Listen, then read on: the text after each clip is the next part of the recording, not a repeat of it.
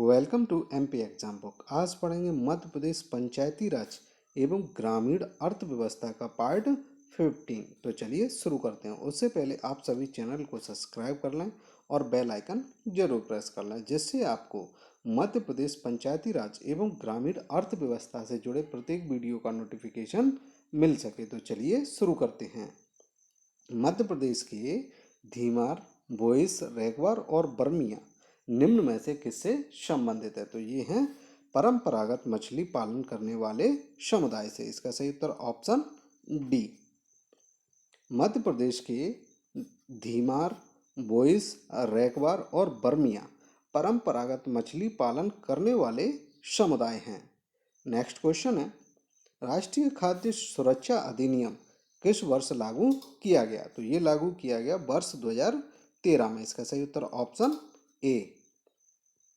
राष्ट्रीय खाद्य सुरक्षा अधिनियम 2013 भारत की संसद का एक अधिनियम है, जिसका उद्देश्य भारत के 1.3 अरब लोगों के लगभग 2/3 तक सब्सिडी वाले अनाज प्रदान करना है। इसे 12 सितंबर 2013 को हस्ताक्षरित किया गया था। इसमें मध्याह्न भोजन योजना, एकीकृत बाल विकास सेवा योजना और सार्वजनिक वितरण प्रणाली शामिल है। मध्याह्न भोजन योजना और एकीकृत बाल विकास सेवा योजना प्रकृति में सार्वभौमिक है, जबकि सार्वजनिक वितरण प्रणाली लगभग 2/3 आबादी तक पहुंच जाएंगी। नेक्स्ट क्वेश्चन है, मध्य प्रदेश में तेजस्विनी महिला सशक्तिकरण कार्यक्रम के अंतर्गत किसके माध्यम से महिलाओं को वित्तीय सहायता दी जाती है? तो ये दी जाती है स्वयं सहायता समूहों के माध्यम से। इसका सही उत्तर ऑप्शन बी। मध्य प्रदेश में तेजस्विनी महिला सशक्तिकरण कार्यक्रम के अंतर्गत स्वयं सहायता समूहों के माध्यम से महिलाओं को वित्तीय सहायता दी जाती है। नेक्स्ट क्वेश्चन है, मध्य प्रदेश में खरीफ 2016 के दौरान प्रधानमंत्री फसल बीमा योजना के अंतर्गत और पुनर्गठित मौसम आधारित फसल बीमा योजना बीमाकृत किसानों की संख्या कितनी है? तो ये है 36 से 40 लाख। इसका सही उत्तर ऑप्शन सी। मध्य प्रदेश में खरीफ 2016 के दौरान प्रधानमंत्री फसल बीमा योजना के अंतर्गत और पुनर्गठित मौसम आधारित फसल बीमा योजना की संख्या 36 से 40 लाख है। नेक्स्ट क्वेश्चन है, मध्य प्रदेश राज्य सरकार ने फलदार फसलों की रोपाई में सहयोग के लिए किससे समझौता किया है? तो ये किया है नाबार्ड से। इसका सही उत्तर ऑप्शन डी। नाबार्ड मुंबई अवस्थित भारत सरकार का एक शीर्ष बैंक है। इसे कृषि ऋण से जुड़े क्षेत्रों में योजना और परिचालन के नीतिगत मामलों में तथा भारत के ग्रामीण अंचल की अन्य आर्थिक गतिविधियों के लिए मान्यता प्राप्त है। नेक्स्ट क्वेश्चन है, निम्नलिखित में से कौन सी एक खाद्य फसल है? तो ये है मक्का। इसका सही उत्तर ऑप्शन डी। मक्का एक खाद्य फसल है, जबकि कपास, जूट व ताड़ नगदी फसलें हैं। नेक्स्ट क्वेश्चन है, निम्नलिखित में से कौन सा बैंक मध्य प्रदेश ग्रामीण बैंक का प्रायोजक बैंक है? तो ये है बैंक ऑफ इंडिया। इसका सही उत्तर ऑप्शन सी। मध्य प्रदेश ग्रामीण बैंक की स्थापना 1 अप्रैल 2019 को हुई थी। यह मध्य प्रदेश में स्थित 2 ग्रामीण बैंकों में से एक है। मध्य प्रदेश ग्रामीण बैंक 1 अप्रैल 2019 को मध्य प्रदेश में स्थित तत्कालीन 2 ग्रामीण बैंकों नर्मदा झाबुआ ग्रामीण बैंक और सेंट्रल मध्य प्रदेश ग्रामीण बैंक को मिलाकर बना था। वर्तमान मध्य प्रदेश ग्रामीण बैंक का प्रायोजक बैंक बैंक ऑफ इंडिया है। वर्तमान मध्य प्रदेश ग्रामीण बैंक का हेड ऑफिस इंदौर मध्य प्रदेश में है और यह मध्य प्रदेश के 39 जिलों में अपनी सेवाएं प्रदान कर रहा है। नेक्स्ट क्वेश्चन है, आवास किससे संबंधित एक एंड्रॉयड ऐप है? तो ये है प्रधानमंत्री आवास योजना ग्रामीण से। इसका सही उत्तर ऑप्शन ए। प्रधानमंत्री आवास योजना भारत सरकार की एक इसके माध्यम से नगरों में रहने वाले निर्धन लोगों को उनकी क्रय शक्ति के अनुकूल घर प्रदान किए जाएंगे। प्रधानमंत्री आवास योजना, जिसका नाम सितंबर 2016 में इंदिरा आवास योजना से बदलकर प्रधानमंत्री आवास योजना कर दिया गया। नेक्स्ट क्वेश्चन है, निम्नलिखित में से कौन सी प्रणाली ग्राम पंचायतों द्वारा अपनाई जाने वाली लेखा प्रणाली है? तो ये है दोहरी लेखा प्रणाली। इसका सही उत्तर ऑप्शन ए। एक लेखांकन प्रणाली जो प्रत्येक लेन देन के साथ कम से कम 2 खातों को प्रभावित करती है, यही दोहरी लेखा प्रणाली कहलाती है। यह हर लेन देन को दोहरे प्रभाव से पहचानता है।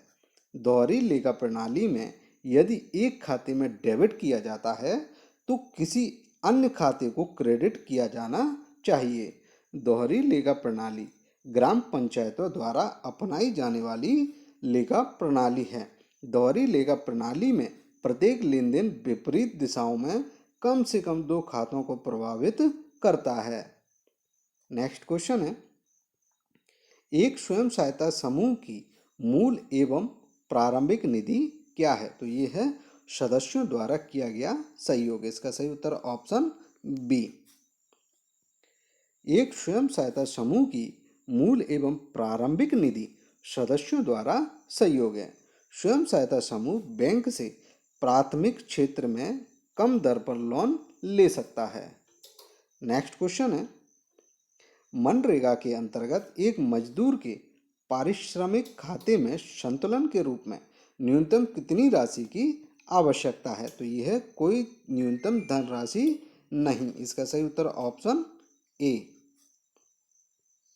मनरेगा खाते में कोई न्यूनतम धनराशि नहीं है। मनरेगा एक रोजगार गारंटी योजना है जो 100 दिन की रोजगार की गारंटी देता है। ग्रामीण मंत्रालय भारत सरकार ने प्रतिदिन की मजदूरी तय की है, लेकिन ये मजदूरी अलग अलग राज्यों के अनुसार अलग अलग है। नेक्स्ट क्वेश्चन है, मध्य प्रदेश निम्नलिखित क्षेत्रों में से कौन सा अधिकतम सोयाबीन का उत्पादन करता है? तो ये करता है मालवा क्षेत्र। इसका सही उत्तर ऑप्शन सी। मध्य प्रदेश के मालवा क्षेत्र में सोयाबीन का उत्पादन बहुत अधिक होता है। मालवा क्षेत्र को सोयाबीन के कारण भारत का यूएस मिडवेस्ट कहा जाता है। पश्चिमी मध्य प्रदेश के मालवा पठार क्षेत्र में देवास, इंदौर, धार, उज्जैन, झाबुआ, रतलाम, मंदसौर, नीमच, शाजापुर और राजगढ़ जिले आते हैं। खरीफ मौसम में सोयाबीन सबसे बड़ी तिलहन फसल है। सोयाबीन इस क्षेत्र की काली मिट्टी या रेगुर मिट्टी में उग सकता है। नेक्स्ट क्वेश्चन है, मध्य प्रदेश के किस जिले में प्रोजेक्ट आकांक्षा की शुरुआत की गई थी? तो ये शुरू की गई थी डिंडोरी में। इसका सही उत्तर ऑप्शन बी। मध्य प्रदेश के डिंडोरी से प्रोजेक्ट आकांक्षा की शुरुआत की गई थी। मध्य प्रदेश शासन जनजातीय कार्य विभाग की योजना अनुसार प्रदेश के अनुसूचित जनजाति वर्ग के विद्यार्थियों को कक्षा 11वीं एवं 12वीं में वालों को संभाग मुख्यालय भोपाल, इंदौर, जबलपुर एवं ग्वालियर में प्रतिष्ठित कोचिंग संस्थानों से राष्ट्रीय प्रवेश परीक्षा जैसे जेईई, नीट, एम्स और क्लेट की तैयारी हेतु कोचिंग दिए जाने का लक्ष्य है। नेक्स्ट क्वेश्चन है, भारत में कौन सा राज्य सबसे अधिक मात्रा में रबड़ का उत्पादन करता है? तो ये करता है केरल। इसका सही उत्तर ऑप्शन सी। केरल वर्ष 2018-19 में 4,90,460 टन के साथ सबसे बड़ा प्राकृतिक रबड़ उत्पादक राज्य था। केरल देश के कुल प्राकृतिक रबड़ उत्पादन का 90% से अधिक का हिस्सा रखता है। वर्ष 2018-19 में 53,050 टन के साथ त्रिपुरा दूसरा सबसे बड़ा प्राकृतिक रबड़ उत्पादक राज्य है। नेक्स्ट क्वेश्चन है, ग्रामीण भंडारण योजना किसके लिए एक पूंजी निवेश सब्सिडी योजना है? तो ये है ग्रामीण क्षेत्रों में गोदामों का निर्माण। इसका सही उत्तर ऑप्शन डी। ग्रामीण भंडार योजना कृषि उपज के भंडारण के लिए ग्रामीण गोदामों या गोदामों के निर्माण या नवीनीकरण के लिए एक पूंजी निवेश सब्सिडी योजना है। इस योजना का उद्देश्य किसानों को उनकी धारण क्षमता बढ़ाने में सहायता करना है। वर्ष 2001 में घोषित ग्रामीण भंडार योजना ग्रामीण गोदामों के जीर्णोद्धार और निर्माण के लिए एक योजना है। नेक्स्ट क्वेश्चन है, भारत सरकार ने किस वर्ष में national programme for organic production को लागू किया था? तो ये किया था वर्ष 2001 में। इसका सही उत्तर ऑप्शन बी। भारत सरकार ने वर्ष 2001 में national programme for organic production को लागू किया। वाणिज्य मंत्रालय और उद्योग मंत्रालय द्वारा कृषि उत्पाद निर्यात विकास निगम के माध्यम से जैविक प्रमाणीकरण की प्रक्रिया को नियंत्रित करने के लिए जैविक उत्पादन हेतु राष्ट्रीय कार्यक्रम की शुरुआत की। नेक्स्ट क्वेश्चन है, राष्ट्रीय भूमि अभिलेख आधुनिकीकरण कार्यक्रम भारत सरकार द्वारा किस वर्ष में शुरू किया गया था? तो ये शुरू किया गया था वर्ष 2008 में। इसका सही उत्तर ऑप्शन बी। राष्ट्रीय भूमि अभिलेख आधुनिकीकरण कार्यक्रम भारत सरकार द्वारा वर्ष 2008 में शुरू किया गया था। इसका मुख्य उद्देश्य भूमि अभिलेखों के प्रबंधन को आधुनिकीकरण, भूमि या संपत्ति विवादों के दायरे को कम करने, भूमि अभिलेख रखरखाव प्रणाली में पारदर्शिता बढ़ाने और देश में अचल संपत्तियों के लिए अंततः गारंटीकृत निर्णायक अधिकार की ओर बढ़ने की सुविधा प्रदान करना है। इस कार्यक्रम के प्रमुख घटक भूमि स्वामित्व का फेरबदल, मानचित्रों का डिजिटलीकरण तथा पाठ्यचर्या और स्थानिक डेटा के एकीकरण, सर्वेक्षण या पुनः सर्वेक्षण और मूल भूमि के रिकॉर्ड सहित सभी भूमि अभिलेखों का कंप्यूटरीकरण करना है। आंकड़ों के मुताबिक 2 राज्य कर्नाटक और उड़ीसा और 3 केंद्र शासित प्रदेशों ने भूमि अभिलेखों का 100% कंप्यूटरीकरण का लक्ष्य पूरा कर लिया है। नेक्स्ट क्वेश्चन है, मध्य प्रदेश गन्ना अधिनियम को किस वर्ष में राष्ट्रपति की सहमति प्राप्त हुई थी? तो ये हुई थी 1959 में। इसका सही उत्तर ऑप्शन सी। मध्य प्रदेश गन्ना अधिनियम 1958 के तहत 26 फरवरी 1959 को राष्ट्रपति की अनुमति प्राप्त हुई और यह अनुमति मध्य प्रदेश राजपत्र दिनांक 13 मार्च 1959 को प्रथम बार प्रकाशित की गई। इसका विस्तार क्षेत्र संपूर्ण मध्य प्रदेश होगा। नेक्स्ट क्वेश्चन है, भारतीय कृषि अनुसंधान परिषद नई दिल्ली के अनुसार 2022 में भारत में मैदानी क्षेत्रों में अधिकांश मृदाओं में जैव कार्बन तत्व कितने प्रतिशत से कम थे? तो ये थे 0.3% से। इसका सही उत्तर ऑप्शन बी। भारतीय कृषि अनुसंधान परिषद के अनुसार 2022 में भारत के मैदानी क्षेत्रों में अधिकांश मृदाओं में जैव कार्बन तत्व 1% से घटकर 0.30% रह गया है। भारतीय कृषि अनुसंधान परिषद की स्थापना 16 जुलाई 1929 को हुई थी और इसका मुख्यालय नई दिल्ली में स्थित है। नेक्स्ट क्वेश्चन है, भारत में किस वर्ष में राष्ट्रीय डेयरी विकास बोर्ड का गठन किया गया था? तो ये किया गया था 1965 में। इसका सही उत्तर ऑप्शन बी।